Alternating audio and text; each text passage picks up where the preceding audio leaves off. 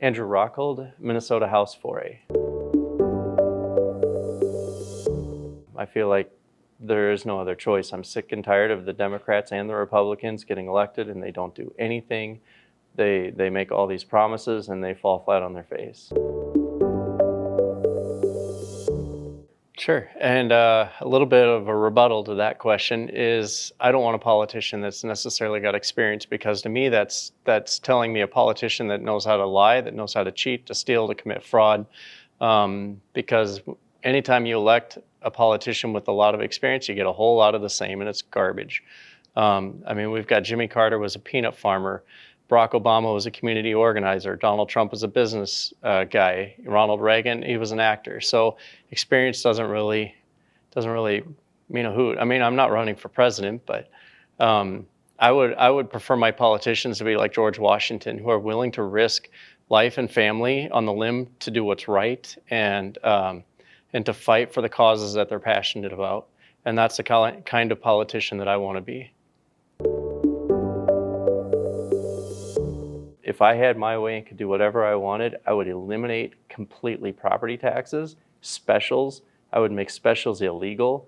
Where I came from, I've sold real estate in Missouri, in Kansas, North Dakota, North Dakota, Minnesota, and then I was working on my Florida.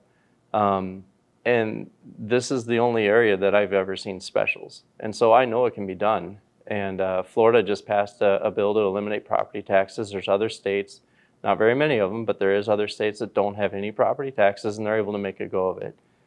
We had enough fraud in Minnesota that if we just found it out and stopped the fraud, we have enough to actually pay for our property taxes.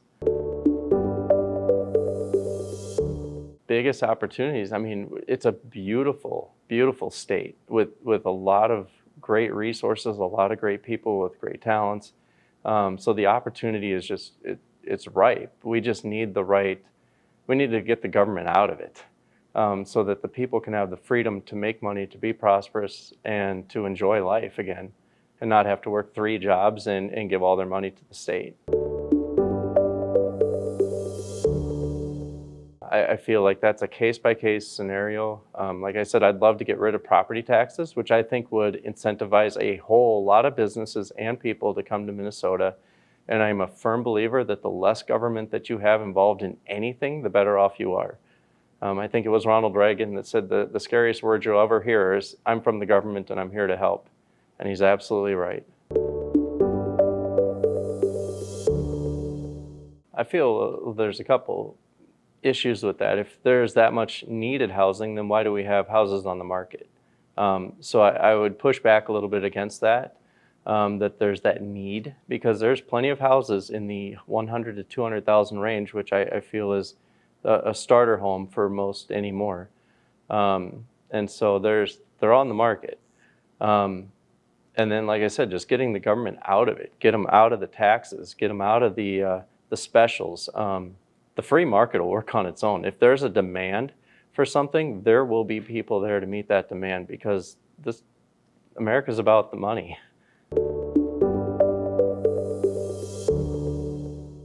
That problem actually starts well before the childcare, in the fact that we live in a state. I work 3 jobs so that my wife can stay home. Many people aren't willing to do that. And I feel that if we change that aspect of it, where one of the mom or dad has to work all the time in order to support themselves, then we solve the problem of childcare. Get the government out of business. Get them out, cut the regulations, cut the taxes, cut the red tape that is just killing Minnesota right now. I mean, how many businesses have we lost in just the last few months? We lost Coca-Cola, we lost 20 Below. My mind is blank on others, but those are big, they support families in Minnesota. And yeah, our Minnesota government killed them. It wasn't that they ran a bad business. It wasn't that they were doing things wrong. It was the fact that we have created an environment in Minnesota that isn't friendly to any of that, because there's too much red tape, there's too much government in involved in businesses. As someone who worked for the Fargo Street Department during the flood, we were putting in 18 hours a day sandbagging. I personally felt like there was a far better way to do that and a far cheaper way to protect the city than the diversion. That being said, we do need to finish it up.